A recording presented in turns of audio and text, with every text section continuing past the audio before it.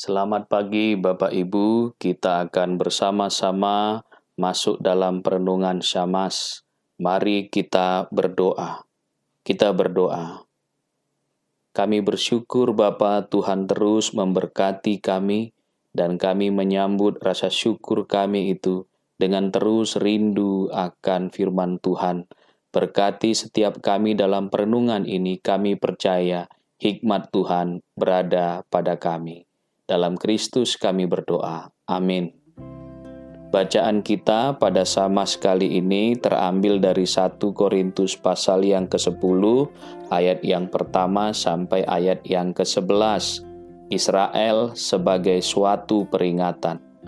Aku mau supaya kamu mengetahui, saudara-saudara, bahwa nenek moyang kita semua berada di bawah perlindungan awan, dan bahwa mereka semua telah melintasi laut.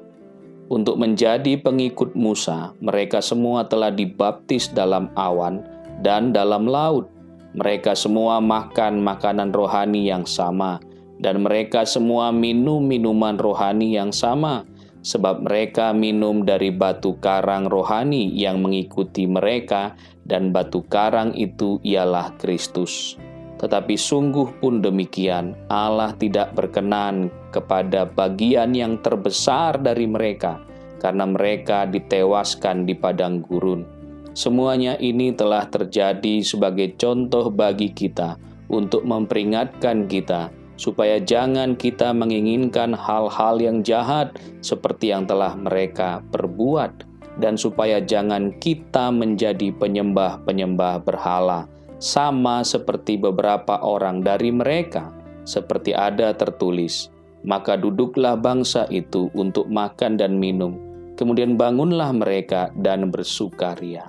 Janganlah kita melakukan percabulan seperti yang dilakukan oleh beberapa orang dari mereka, sehingga pada satu hari telah tewas 23.000 orang. Dan janganlah kita mencobai Tuhan seperti yang dilakukan oleh beberapa orang dari mereka, sehingga mereka mati dipagut ular.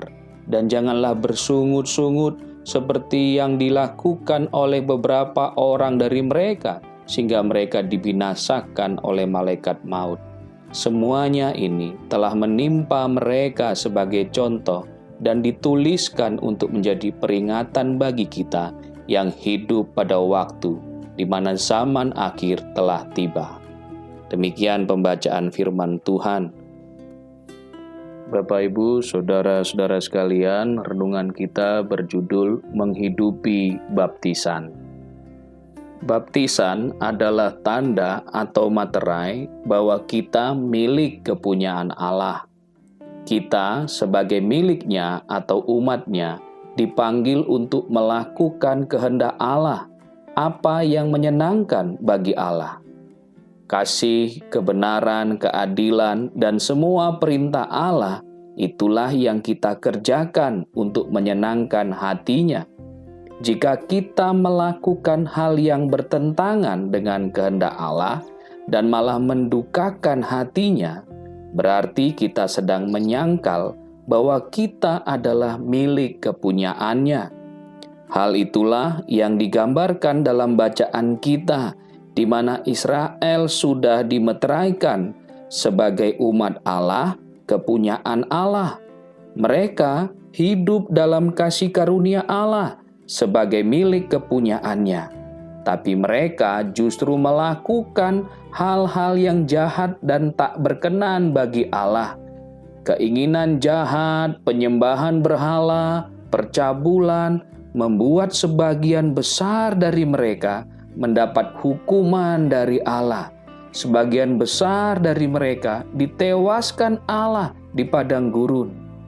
Israel yang menjadi umat Allah tak luput dari hukuman Allah. Ini menegaskan kepada kita sebagai sebuah peringatan untuk menghidupi baptisan kita dengan hidup seturut dengan kehendak Allah untuk memuliakan Allah. Jangan pernah merasa hebat dan puas karena kita sudah dibaptis.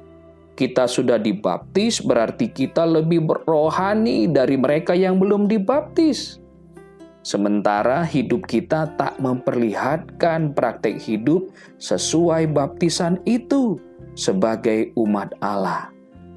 Nah, jika Israel tak luput dari hukuman, maka hal itu akan juga terjadi sama kepada kita jika kita tak menghidupi baptisan kita dengan hidup yang berkenan di hadapan Tuhan. Bapak, Ibu, saudara-saudara yang dikasihi Tuhan, pandemi memang membuat hidup kita serasa berjalan di padang gurun yang entah kapan berakhirnya. Jangan sampai hal ini membuat kita bersungut-sungut dan tak percaya pada penyertaan Tuhan. Apalagi membuat kita berbalik dari Tuhan dan mengerjakan kejahatan untuk menyelesaikan persoalan hidup kita. Ingatlah Israel yang jadi peringatan keras bagi kita. Marilah menghidupi baptisan kita dengan hidup yang berkenan kepada Allah setiap saat. Amin. Kita berdoa. Terima kasih Bapa sudah mengingatkan kami melalui firman Tuhan bahwa kami harus menghidupi baptisan kami dengan hidup yang seturut dengan kehendak Tuhan.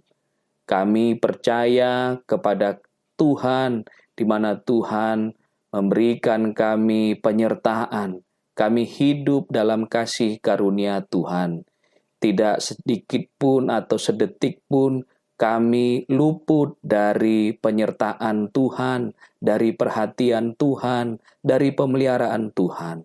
Apapun yang terjadi dalam hidup kami saat ini, kami percaya Tuhan terus bekerja.